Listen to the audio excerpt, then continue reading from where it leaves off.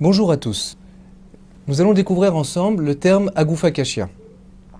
Alors tout d'abord, Agoufa Kashia fait partie d'une catégorie des mots de liaison. C'est-à-dire qu'il me permet de me situer dans le texte, de savoir est-ce que je suis dans une question ou est-ce que je suis dans une réponse. Alors on va tout d'abord voir sa traduction et après on va voir comment il s'utilise dans le texte. Alors Agoufa Kashia, quand on le traduit, Agoufa ça veut dire elle-même. Kashia, elle est difficile. Dans le texte, on le traduira par « elle-même est difficile », ça veut dire qu'en fait, il y aura une contradiction interne. Alors, comment ça se passe de manière pratique dans le texte? Alors, vous avez le Talmud, rapporte en réalité une source dans laquelle il peut y avoir deux ou plusieurs parties dans cette source.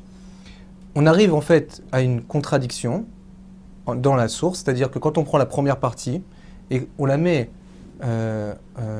par rapport à la deuxième partie du texte, et ben, en fait, on se rend compte que la première partie contredit la deuxième partie.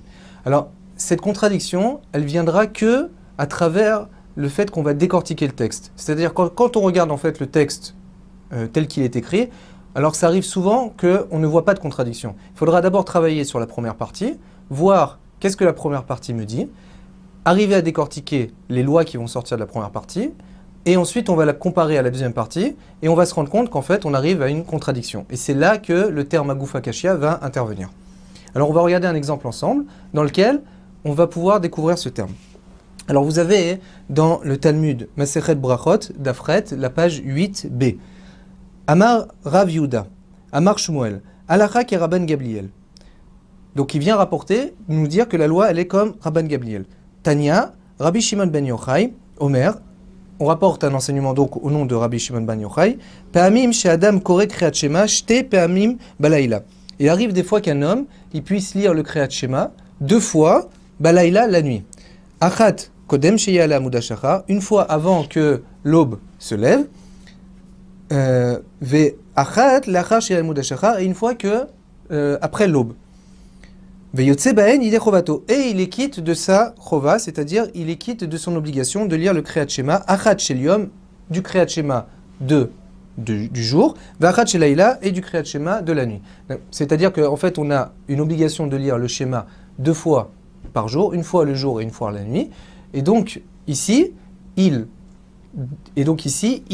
aura accompli la mitzvah de faire le jour et la mitzvah de faire la nuit. Alors la Gemara pose une question, elle dit « Agoufa Kashia ». Pourtant, ce que tu dis, ça se contredit, c'est-à-dire qu'il y a une contradiction interne dans le texte. Pourquoi? Alors on va décortiquer les choses. Amart, tu m'as dit « Pe'amim she'adam koreh kriyat shema, shte pe'amim balayla ». Tu me dis qu'un homme, il lit le schéma deux fois pendant la nuit. Alma, donc je déduis « Le'achar she'yaleh amud hashachar », je déduis qu'en fait la partie qui suit l'aube, laïlaou, je la considère comme la nuit, puisque tu appelais ça la nuit.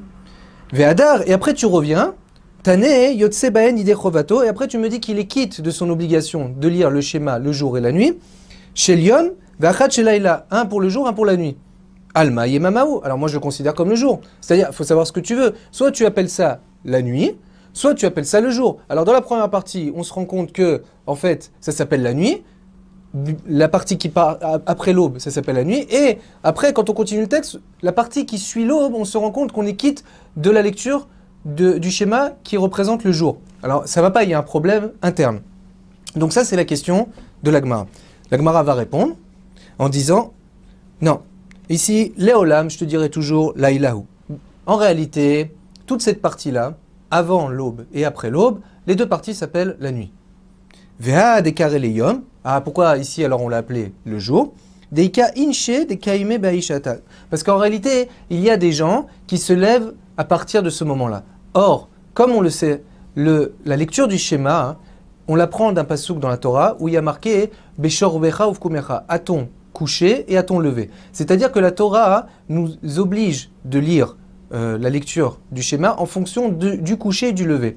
Donc c'est-à-dire que les lois du schéma vont être un peu différentes des autres lois dans lesquelles on va les situer dans le temps. Même si pour certaines lois, on considérera ça comme la nuit, pour la lecture du schéma, étant donné qu'il y a marqué à ton lever et à ton coucher, et étant donné qu'il y a des gens qui se lèvent déjà à partir de ce moment-là, alors nous, on peut considérer pour la lecture du schéma que cette zone qui vient après l'aube s'appelle déjà le jour. Donc c'est pour ça que dans la première partie du texte, on l'a considéré comme la nuit, parce que de manière générale, ça s'appelle la nuit. Mais concernant la lecture du schéma, on se permet de l'appeler le jour.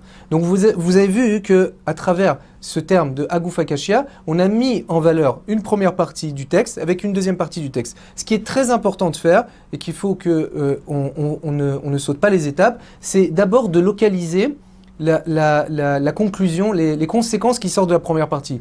Parce que des fois, vous n'allez pas comprendre quelle est la contradiction. Donc la première étape que vous devez faire, c'est de bien décortiquer, de prendre le temps de décortiquer la première partie du texte et la deuxième partie du texte. Et à ce moment-là, la contradiction va être apparente. Et après, le Talmud va régler ce problème. Alors ici, le Talmud a réglé en expliquant la différence entre la lecture du schéma et les autres lois, mais il peut arriver des fois où le Talmud va devoir rajouter des termes dans le texte d'origine.